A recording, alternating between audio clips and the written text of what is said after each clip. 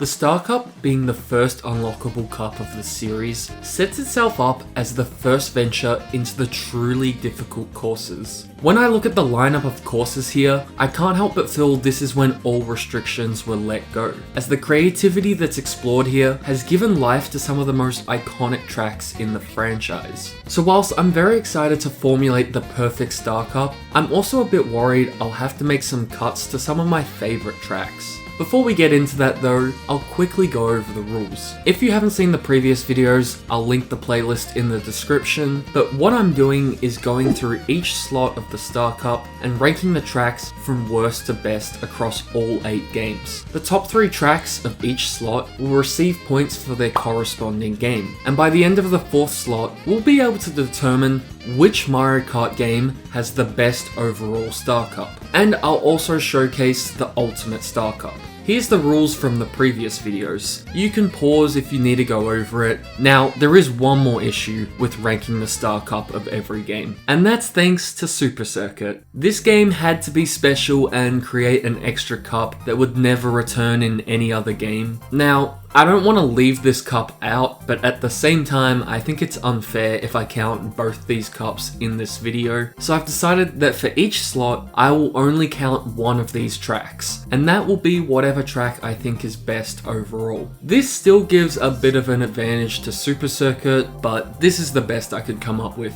If you want to hear me talk about the other Super Circuit tracks that I didn't mention, look for the pinned comment and I'll briefly go over them. Now, with the preamble all out of the way, let's get into the first slot.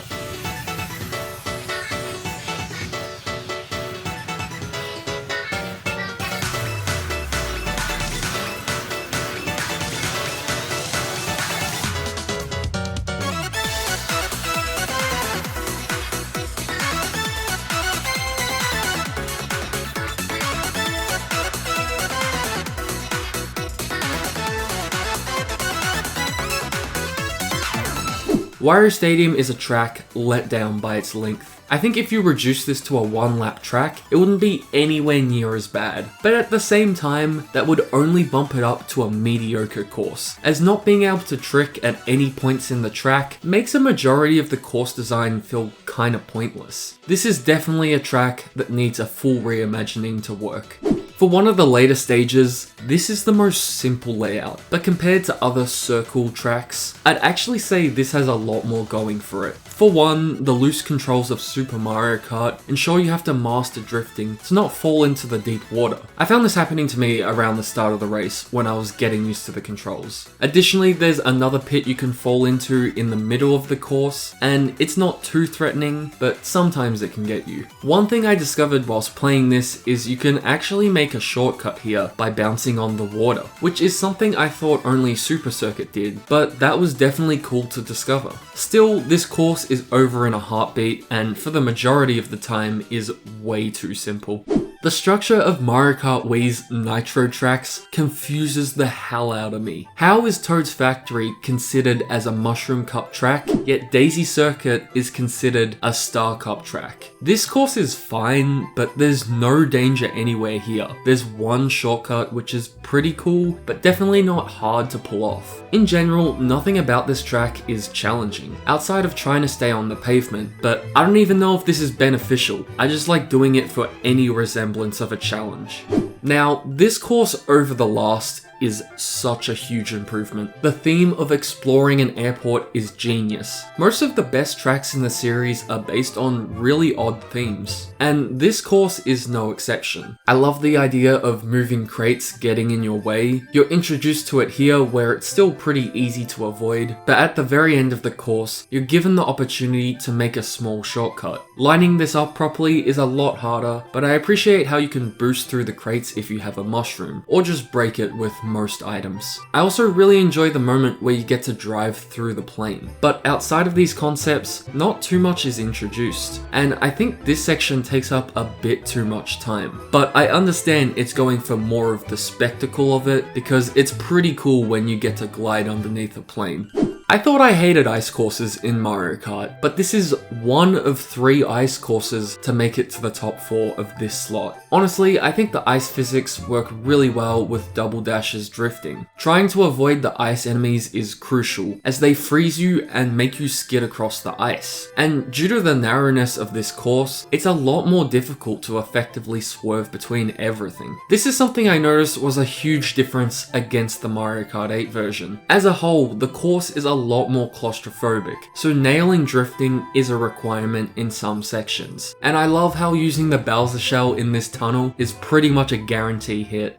Sometimes I forget this course is a reference to the original Mario Bros game, because honestly, it stands out as its own course, and the sections that feel most iconic aren't reliant on nostalgia. The downstream sewer is a constant throughout the course, but this section especially has so much going on. You have to avoid the Goombas, there's multiple routes to take, and depending on what way the Piranha Plant is facing, you can risk jumping to the center of the area. But my favorite thing about this section is how you can grab some additional item boxes if you're skilled enough. This section has always felt a bit strange to me, as it doesn't feel natural going onto these blocks, and not being able to trick off them leaves them feeling a bit awkward to navigate. It was kind of a shock to come back to this ending section and realize the MK8 version changed a lot more than what I initially thought, but I think the original has a much better ending section. It feels much more challenging in how you actually have to dodge the waterfalls, and even though it's subtle, the turns at the end make it a bit harder to properly set up the shortcut. And I gotta say, I absolutely adore tracks that have a big shortcut at the end, but also make it risky to go for, cause messing this up pretty much sends you to last place. So having a big risk and reward mechanic at the end of the race is perfect. DK Pass is a course that constantly feels busy. The windy path up to the top of the mountain requires a lot of difficult turns, and I find trying to drift here a lot harder than most turns. That's especially the case when a giant snowball is tumbling after you. I think introducing the snowballs this way contributes to the amazing progression of this level, as it's still a difficult obstacle, but it's telegraphed very well, as you can see it pretty clearly. But when you get to the downhill segment, dodging the snowballs is a lot harder, as you're going down quite a narrow path, and the snowball can sometimes sneak up behind you. Or you can get into a situation where you've been hit by an item, then comboed into a snowball. I really like unfairly punishing tracks, and this course isn't quite there, but there's definitely a lot of moments I've been cursing at these snowballs. The only other notable thing about this track is the secret item box. This is a mechanic I hope they bring back, and I love how hidden it is, because without knowing it's there, it is completely off screen. And I imagine for a lot of people, discovering this for the first time is magical. This is a course that has really grown on me over time, and it is definitely only here due to the Mario Kart 8 version. The original is fine. There's a few differences I appreciate, like the icy ponds in the middle of the track, and the icy shortcuts with item boxes. And I absolutely love how the screen just shakes the whole time. But the Booster Course Pass version absolutely blows it out of the park. I really love seeing how elevating these GBA courses can transform them into completely different experiences. And there's definitely tracks that feature that idea more prominently, but in Snowland's case, it creates one of my favorite shortcuts in the entire series. Jumping across here is so exhilarating. Finding the perfect setup to still make the jump but not overshoot it takes a lot of trial and error, but once you get that perfect jump, it is immensely satisfying. Another change made here are the item box snakes. This is really interesting, as depending on its location, you could totally miss it or get up to 2 items. And I think it's interesting when it's moving around difficult turns, because if it's just a straight path, it's quite easy to drive through them all, but sometimes you have to weigh up doing a turn more efficiently or going for more items. Overall, the course layout is a bit basic, but with elements like the penguins spicing up the icy sections, it adds enough chaos to the track. And the shortcuts near the end fully flesh it out. This one especially does that risk and reward mechanic very well, so despite the ambition of this course not being too high, all the little details add up to make this one of the best remakes in the series.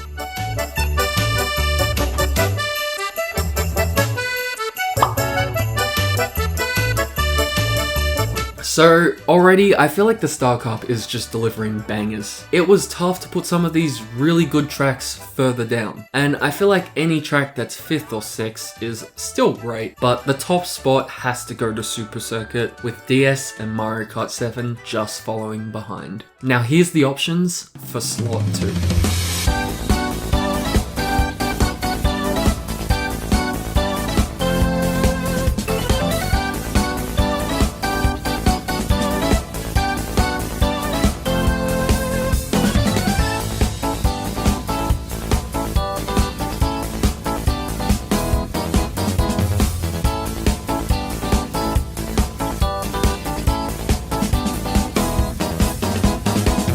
Choco Island 2 is one of the most miserable experiences. The slippery controls of Super Mario Kart are put on full display, as staying on the path is next to impossible with the mud and stupid ramps. Thankfully, there is a DS remake of this course. Unfortunately, however, it changes nothing. The controls are much better, yet the same problems still occur. Sherbetland is one of the most mid-ice courses of all time. So much of this course is huge open areas with the occasional penguins sliding around. I like how you can jump over the cracks at certain points, and the ice cave is a really engaging segment of the course. Trying to take the inner path whilst dodging all the big penguins is pretty difficult, and I welcome this difficulty over just waiting for more things to happen. Dolphin Shoals, hands down, has the best Mario Kart song. When that saxophone goes off, it's absolute cinema. And for a while, I think the song almost convinced me that this course was also cinema. But I can't lie, for how creative the idea of this course is, driving it doesn't feel as great after all these years. I can't really pinpoint why either, because when I look at some of the sections here, I'm still blown away with how unique they are. This section with the huge variety of path splits is so cool, and I love how you can actually jump between the different paths. Additionally, constantly tricking off the eel is very unique, but that's about it. I don't think there's enough here to fully convince me this is a standout track. So if I had to pinpoint it, I'd have to say the layout is the main reason I find this track a bit too boring. This is one of the craziest themes Nintendo has explored, and of all the Mario 64 stages to pull from, this was the best theme. I love how they explore the idea of a moving clock in a kart racer this time round. Dodging the clock hands is the best idea they get out of this, because you want to hit all the boost pads you can, and the feeling of just drifting around it and still getting as much boost pads as you can is thrilling. It also ensures you have to pay attention to which hand is on what side, as it makes it way easier to avoid it if you get the little hand. I personally am so used to going to the left from the Mario Kart 8 version that I kind of forgot you can just choose what path you want. The swinging pendulums are also great obstacles, and the cogs will punish you if you don't follow their pattern. Everything in this track gets you analyzing the course to make sure you properly dodge everything, or use the momentum of objects to your advantage. This is even done at the very end with these cogs. Honestly, it's not even much of a shortcut, but if you don't do this, you're clinically insane. The only thing holding this track back is the lack of shortcuts and the fact that some sections do feel a bit lackluster, but I still really love this course. This course makes good reasoning for the underwater gimmick to exist. A part of me appreciates how the older games used water as a hazard, but courses like this that implement the water in such a creative theme make me glad they stuck with the underwater gimmick. The floaty feeling of driving underwater is interesting in this course due to how many ramps and updrafts there are. You get to experiment a lot with what path you take, as much like Toad Harbor, almost every area has multiple paths. I especially love how you can take this in a route here, but you risk getting blown off the course. In this section, I never really understood why you'd want to take this path, as it's way harder to make this turn, and there's no inherent gain from taking this path initially. But I realized the swinging anchor can force you into this situation, so I don't mind this section now. The ending combines basically everything the course has taught you. It has an optional underwater section, or you can glide past all the swinging anchors, and you can even go up to this path if you want. And then to top it all off, there's a classic risk and reward shortcut that doesn't require a mushroom. I'm just realizing this is the exact same shortcut as the Snowland one, and I'm guessing that's a contributing factor as to why I've ranked these so high.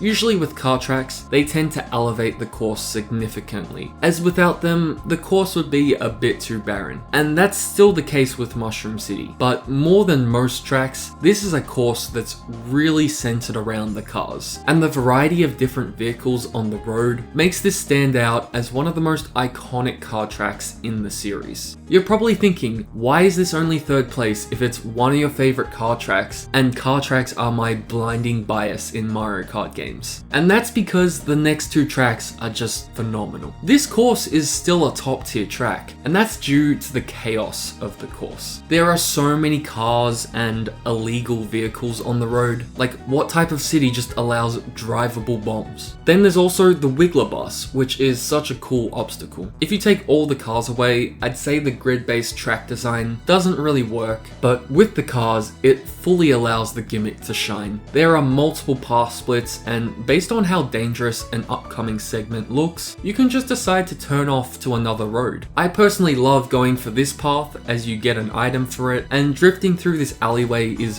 very satisfying. There's a double item box in the middle of the intersection, and this is a very risky thing to go for, but I love going for it every single time. And the ending is surprisingly hard. Threading between oncoming traffic with Double Dash's weird controls is a nice challenge. So for most of the other slots, this would be at the top, but the competition for Star Cup is extremely tight.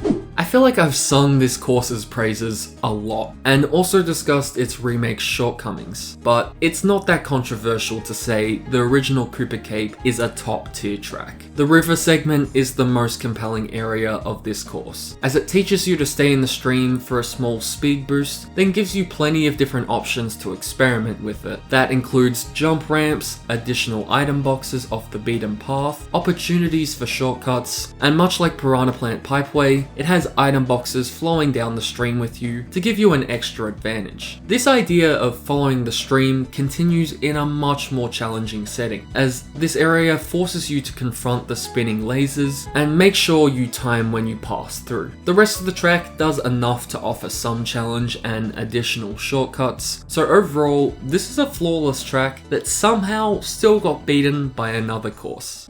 Mario Kart 8's rendition of Ribbon Road might just be my favorite track in the entire series. I haven't seriously considered my favorite tracks, but for Mario Kart 8, it's definitely the best. First of all, the theme is breathtaking. In the original, it was a unique theme, but transporting it to a child's room was genius, as there's so many little Easter eggs everywhere, and using the building blocks to make up the course was a neat touch. The main reason why I love this course so much has to do with the second half of the track. This whole section is amazing. You get to trick off the ribbon as much as you can to maximize your speed, but you're also given the opportunity to take two of the hardest shroomless shortcuts in the game. The first one warms you up to drifting onto the platform, but the second one is much harder to stay on, especially if you're still trying to trick as much as possible. It can be a bit difficult to line it up, and I'm glad the second shortcut doesn't entirely skip the glider segment, as this is a really compelling obstacle. Not many glider sections have difficult maneuvers you have to make, but this one fits the theme and still stands out. I can't say the rest of the track does anything too special outside of this, but the layout is constantly twisting around, adding lots of points to trick off, implementing a few enemies, and still gives you many opportunities to take shortcuts. So whenever this course comes up in online lobbies, I will pick it every single time, as I have not gotten sick of this track for over a decade.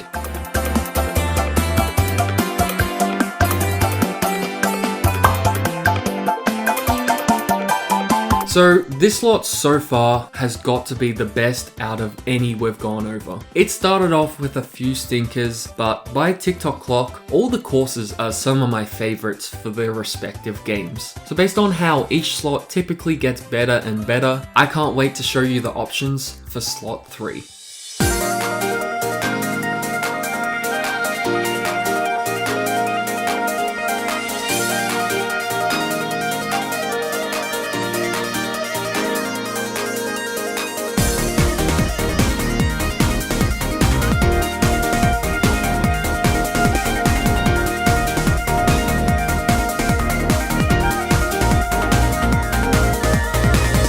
Vanilla Lake is a course I've heard a lot of negative opinions about. Most people would say this is the worst Super Mario Kart track, mostly due to the ice blocks that can feel kinda bullshit. The thing is, for me, the whole game already feels impossible to play, so this didn't really stick out that much to me. If anything, I kinda see the value in an obstacle that gets easier the more you hit it. And for the Star Cup, this challenge is one I welcome. Overall, this is a fine track, but there's so many better options for this slot. This is the only Mario circuit that escaped the Flower Cup, and unfortunately it has really good competition, because I'd say this is probably my favorite Mario circuit, and that's mostly due to the twisting layout with many opportunities for shortcuts, as well as the compelling Piranha Plant enemies. I find myself getting hit a bit more in the Mario Kart 8 version, but regardless, it's still an interesting obstacle. The problem is, there's not enough interesting mechanics tied to this stage to escape the stigma of a Mario circuit track. The theme of this course is what excels it to legendary status, but I feel like the track doesn't do enough for me to really fall in love with it. The most interesting part of this track is the path split. This is an idea explored in a lot of Mario Kart 8 tracks, but within this course, the idea really shines bright, because depending on which path you take and which drivers follow you, you can either have a chaotic experience or a very calm one. Like if you're in first place and second to fourth go the other way, you get to avoid all the shells and other items, and you also get to safely collect an item. The fact they made this split path last quite a while allows this gimmick to work. The problem comes from the rest of the track. While certainly not bad, nothing here excites me too much. Like visually, it's all cool, and this area looks sick to drive on. But gameplay wise, I'm only anticipating the split path section.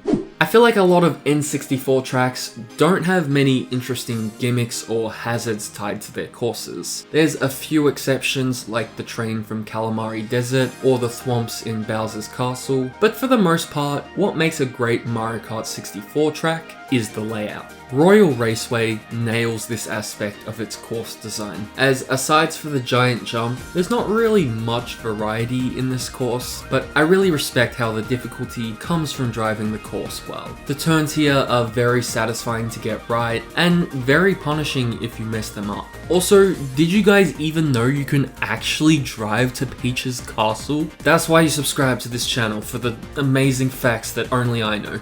Man, the theming of this course is spectacular. I never knew I needed a Mario Kart course with a cyberpunk aesthetic, but after seeing this, I hope we get more. For a while, I would class this track as too difficult, mainly due to how slippery the course can feel and how punishing certain turns are. But the more I've played Mario Kart, I've come to appreciate courses that reward brake drifting. This course as a whole has many moments that require skillful drifting, and the turn at the end is fun, as it's a tight drift where you need to carefully avoid the puddles. I always end the lap by going this way. I'm not sure if it's a shortcut, but it's just fun to pull off.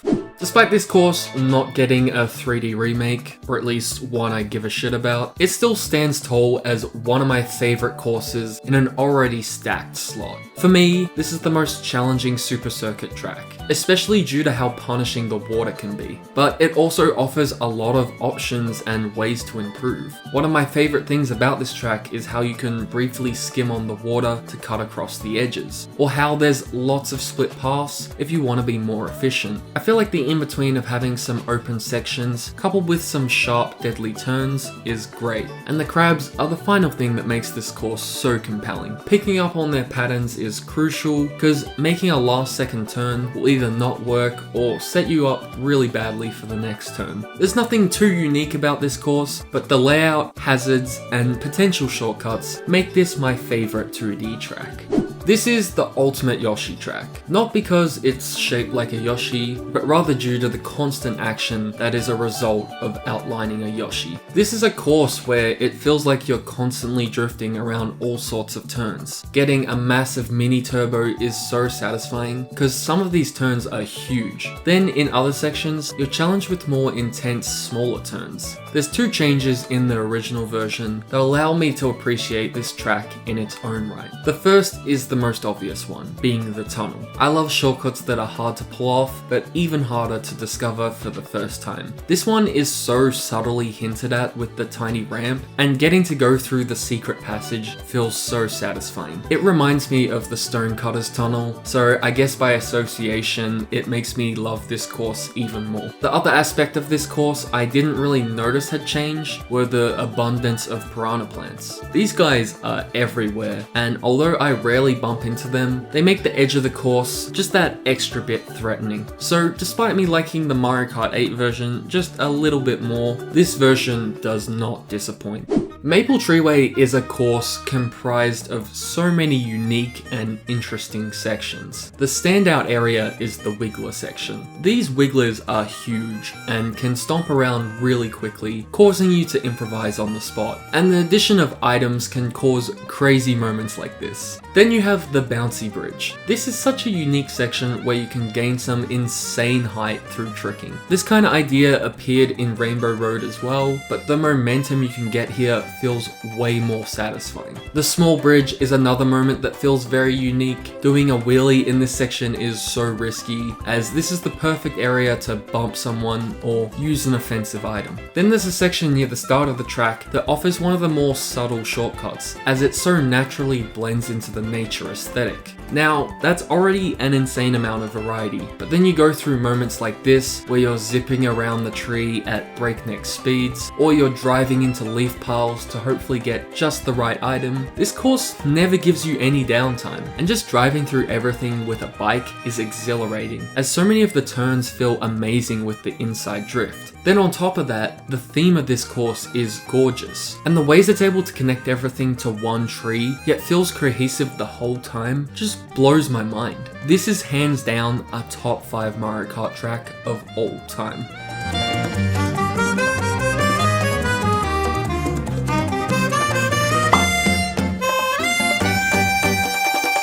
Once again, the Star Cup is proving to be an absolute masterpiece, as even the lower ranked tracks are still achieving a quality the Flower Cup dreams of. And the top 3 here are all standout tracks from their respective games. But if you thought this slot was good, just you wait for the options for the 4th and final slot. This one is an all-timer.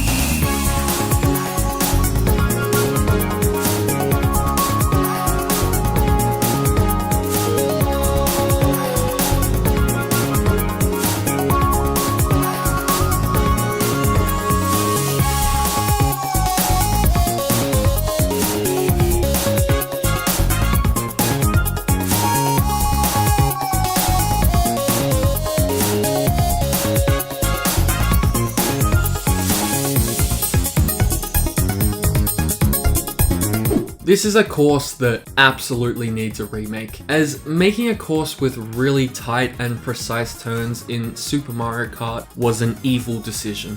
Sunset Wilds unfortunately had one of the worst remakes in the series. Fortunately, however, the Super Circuit version is still here and just as good as some of the best tracks in the game. The layout is so much more complex. There's multiple mud pits where you have to go between the boost pads to maintain your speed. The Shy Guys are much more threatening enemies as they cling onto your car for a while, and the way you have to thread between them to hit every boost pad is a much harder progression of the idea. The reason this track is so low is because this course doesn't do anything too crazy to stand out above its competition. Compared to the other Woohoo track, it's surprising that this track ended up in Star Cup instead, because I'd argue this course is a bit too simple at times. The first lap is a lot more open, with the choice of going through these alternate routes. Honestly, this lap is kinda boring. I think it'd work a bit more if it wasn't the first lap, because it'd give last place a good opportunity to boost across the fields, but in this case, everyone is so close together, you don't really get the opportunity for huge shortcuts. That is until the end of the section. This course has one of the most legendary skips. It's somewhat difficult to pull off, but unlike most ultra shortcuts, the average player could get this after only a couple of attempts. And this skips approximately 40 seconds of the race, which is absolutely huge in racing games. But if you weren't to take it, you get this neat little cave section that can be a bit tough to stay on. And then you're treated to a very serenic area, but not a very fun section to drive. That is the biggest fault of this course. Its scope is huge, and it's required to go through certain set pieces the original island had, but this doesn't necessarily lend itself to engaging track design, as many sections feel very vacant aside for a couple of ramps thrown in. But I'd argue this track is going for more of the spectacle of it rather than a challenging race. The ending supports this theory as it's one of the most impressive endings to a track. Like, not much is going on to make this glider section incredible, but it just puts you in the feels and sort of makes up for a lot of the boredom from the rest of the track.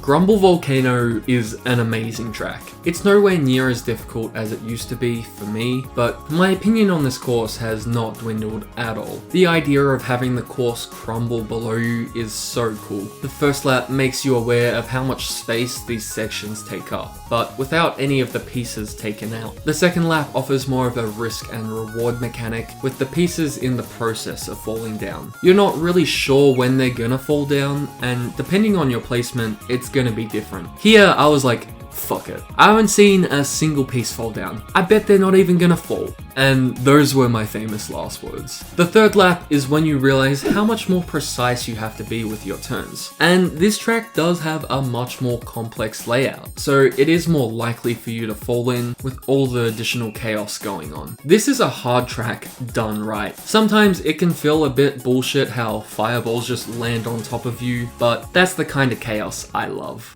This is a placement where I just gotta remind everyone, this is the most stacked slot. I grew up with Mario Kart DS and I still have a huge appreciation for this course. Honestly, it's still a top 3 track in that game, but just falls short here. The hazards are what makes this course so compelling. Firstly, there's the bullet bill cannon. This is a very threatening section, and I like how frequently the bullet bills are fired off. It ensures you keep looking out for where they're going, and that rare moment where you just duck under the bullet bill is exhilarating. Then there's the Monty Moles. I love this risk and reward mechanic where they're bouncing in and out of the holes, and you can drive over it if you time it right. Otherwise, it's still very satisfying to successfully weave between them. The crates aren't really a hazard, but hey, I've definitely bumped into them a couple of times. The fire bars are a very unique final challenge. They're moving very slowly, but in a way that makes it a lot harder to properly line up where to go. Now, the end section may not be a hazard, but it's just as difficult as any one featured in this video. I feel like it'd be easier in any game that came out after this one, as trying to snake down here feels next to impossible. I had to readjust every few seconds to make sure I didn't drift too wide. But yeah, this is a cool way to end the course, and all the aforementioned hazards being references to the airship levels from Super Mario Bros. 3 is just the icing on the cake. Guys, I really tried to give Super Mario Kart just 1 point. Like, I'm considering the Booster Course Pass version of this track, which is one of the greatest globs of all time, but it just falls short. And that's a shame, because this course does nothing wrong. All throughout, it's an exhilarating time. The shift in elevation makes this section so stunning, not to mention the multiple path splits that make this area so fun to navigate. It's nothing mind-blowing, but I appreciate how you can jump across different sections to either take the wide path laid with coins, the straightforward path, or the risky shorter path with a lava stream that can surprise you. What's really interesting about this path is you can technically go around the lava stream if you're really precise, and I feel like this path alone adds so much excitement to this course. The section with the walls is another revamp that works exceptionally well. In the original version, it was a split path where each way has its own advantage. Definitely a neat idea, but in execution, going down these narrow corridors never feels satisfying. But with Mario Kart 8 being a much more forgiving game, the challenge of this section is transformed into something that's way less punishing. Every time you make it onto one of these walls, it still feels very rewarding, as you have to trick across this narrow path. But failing it doesn't feel anywhere near as bad. Overall, this track is action-packed the whole time, and the revamp in graphics still has me shocked that these two courses are the same. This feels brand new and is what I hope they incorporate into Mario Kart World.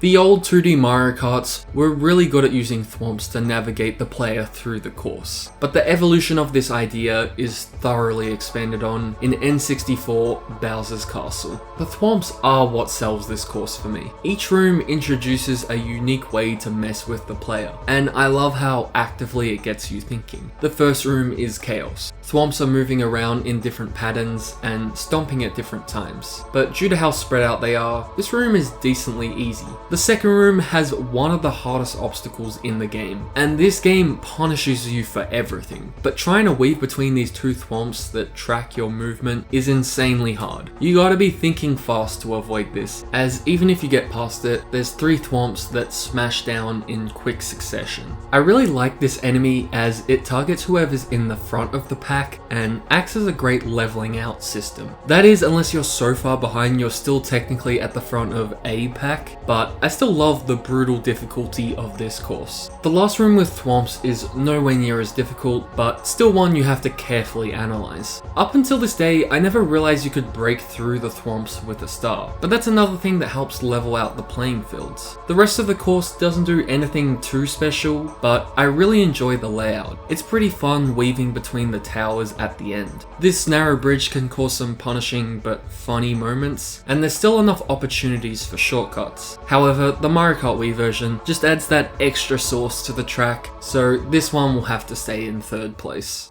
DK is a master at the mountain themed tracks. DK Summit from the last video is structured almost the same as this course, and that was my favorite Flower Cup track. DK Mountain still achieves that high level of adrenaline, despite not featuring the tricking system. It starts when you shoot out of the cannon, witnessing the entire layout. Then heading down the mountain brings so much excitement. Bumping around on the rocky mountain does feel weird, but it adds to the unpredictability of this course, requiring you to lock in and make these tough turns, which feels amazing to pull off in this game. Like, these are such wide turns that get narrower and narrower the further into the course, which gives this track great progression. The boulders falling down with you add to the chaos of Double Dash, and I'm all for it. But this constantly winding path that keeps getting more treacherous culminates in one of the greatest endings to a track. The narrow bridge is an idea I just praised in the previous track, but this one is highlighted by how rigid and huge it is. Getting Mario Karted here is a guarantee, and giving everyone that last set of item boxes just beforehand is genius, as it creates chaos in the most densely packed area right before the finish line. Everything about this track is just as adrenaline filled as DK Summit without the need for tricking, and this course's version of the gap jump makes a 10 out of 10 track even better.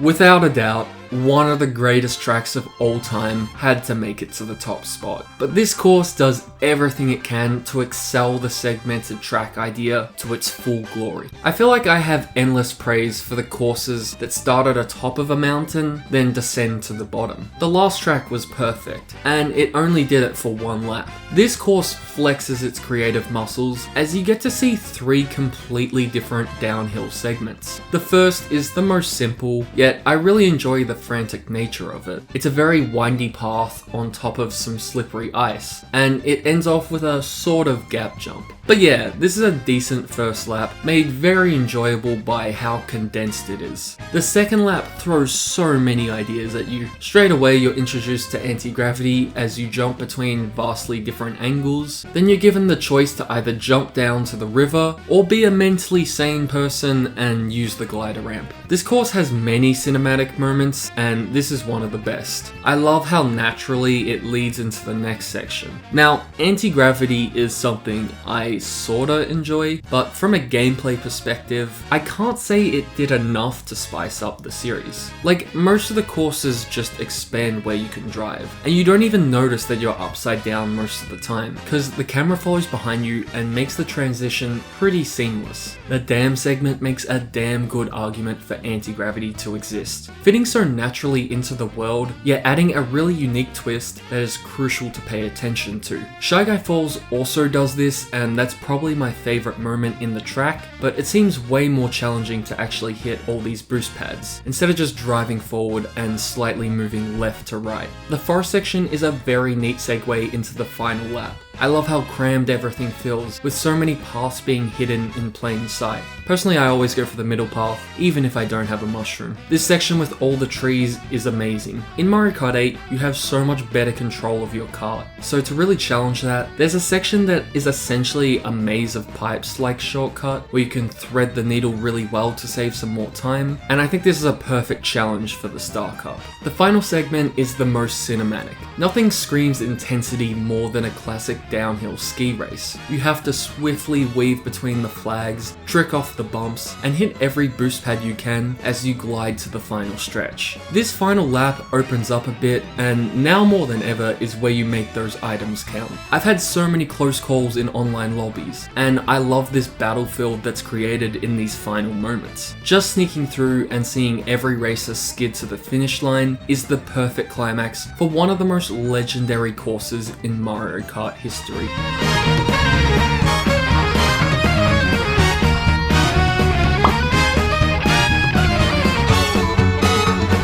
So there you have it. Super Circuit wins on its own merit. No, but I really do believe this game has some very imaginative courses, and bringing them to 3D does level the playing fields, because this time we have a much closer competition. Every game, aside for the disappointment of the family, made it onto the board. Mario Kart Wii still did very well, as it always does, and actually tied with Double Dash. Mario Kart 7 didn't get anywhere near the top, despite doing pretty well in the other two videos. But here's the total points across all three cups. So despite this cup feeling a lot more evenly spread, overall Mario Kart Wii has been exceptional at best and consistent at worst. So leading into the Special Cup, we'll need a miracle for any other game to claim the top spot, but I guess you'll just have to wait and see. But in the meantime, let me know what your Ultimate Star Cup would have been, and I'll see you in the next one.